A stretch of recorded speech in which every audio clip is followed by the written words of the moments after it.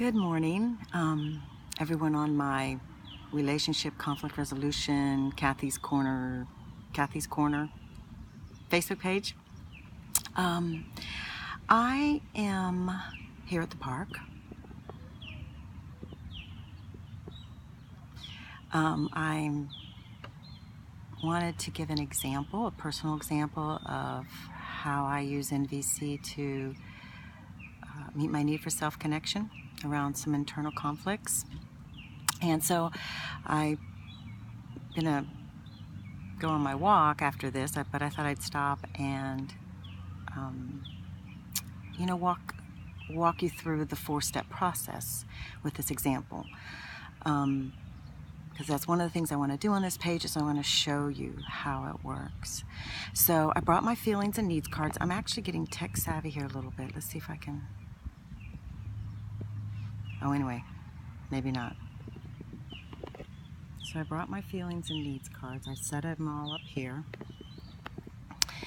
And what I want to use as an example is something that happened to me last night.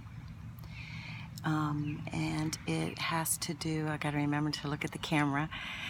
And it has to do with my eating, what I would call emotional eating, right? When I eat when I'm not hungry, or when I continue to eat when I'm full. Now, I've done some work on the parts, some parts of me that do this, that get triggered into this, and I've definitely done some healing and some integration, but there's still some stuff there. And last night it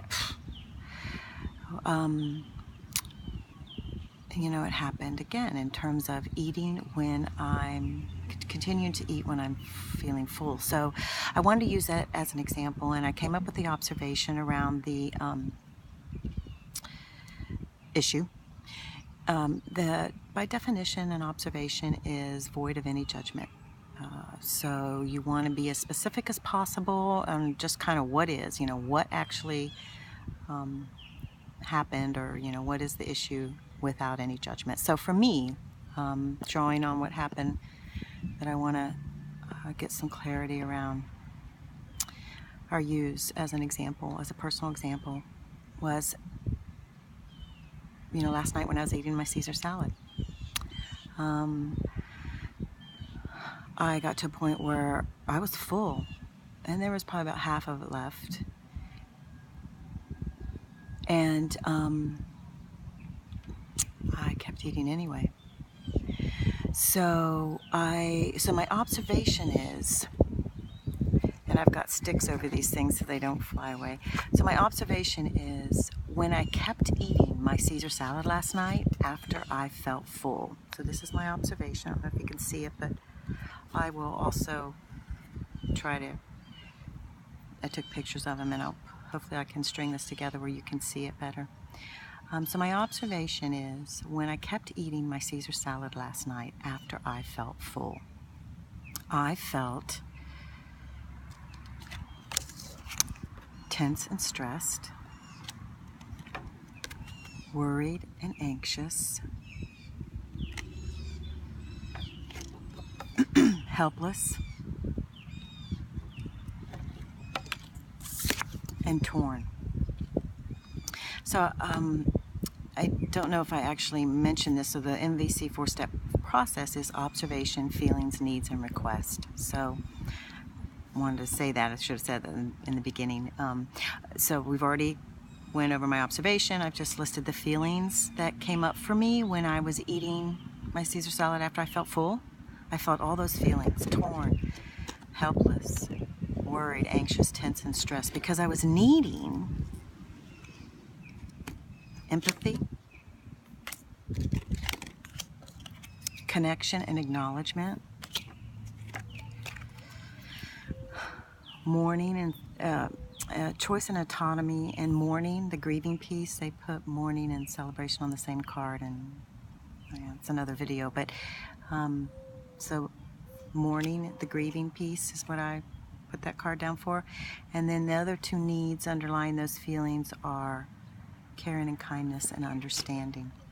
And with MVC, negative feelings are a result of unmet basic human needs. So for me, with that observation, I felt all those feelings because I was needing all those things that I just mentioned. Now, the 4th step process in MVC is a request. And so the request goes something, what would I be willing to do to meet my need for empathy? And these requests are small, doable action steps.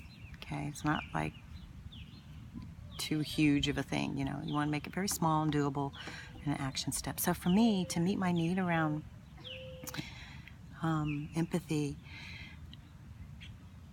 is partly I'm doing this, right? Because one of the things that kind of characterizes self-empathy when you're giving it to yourself is to get clear on what you're feeling and what you're needing.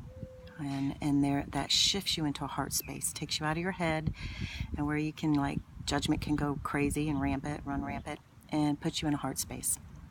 So I did that. Of course, I kind of just gave myself some self-empathy by getting clear on it. And what came up for me was, as soon as I started getting clear on my observation and my feelings and my needs was definitely triggered into a part, like a very young part, in my childhood, when I would have to finish everything on my plate, whether I was full or not, right?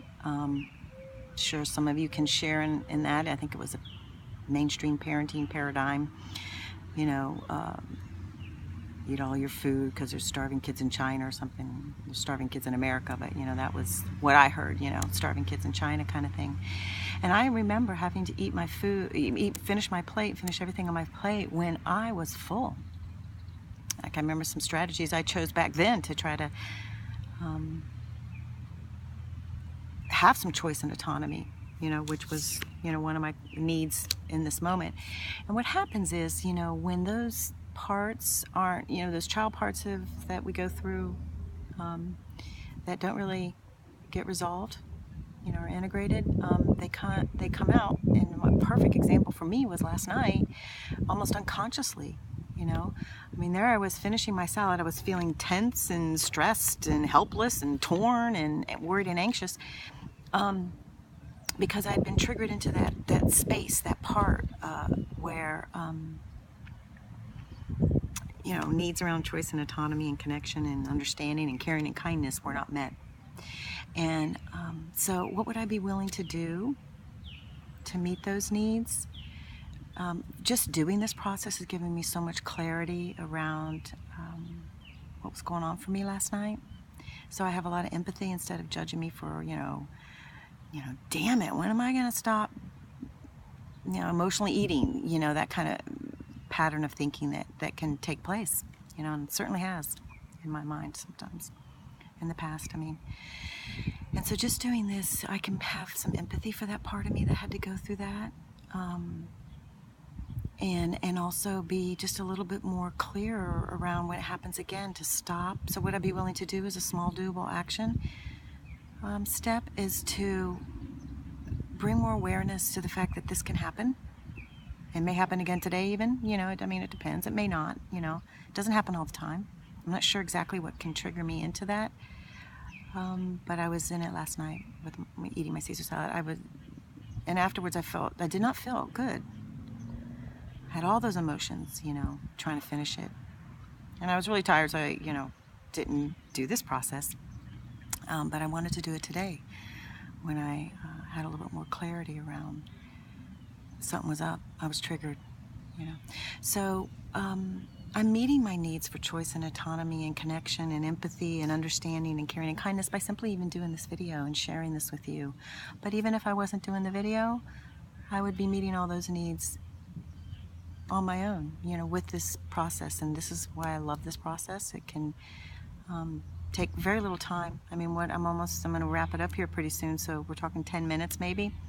And I've gotten clarity around something that's been a pattern in my life, on and off. And I can approach it with empathy. And I'm not saying, there's not more work to be done. There is. I need to spend some time with that part and unburden it and integrate it. But I'm not beating myself up about it. I have some understanding around it, and this is what this process does for me so much, and it does for internal conflicts and also for external conflicts. This NVC, just another quick thing. These cards are from a game called the No Fault Zone. It's an NVC-based game that I use in my practice.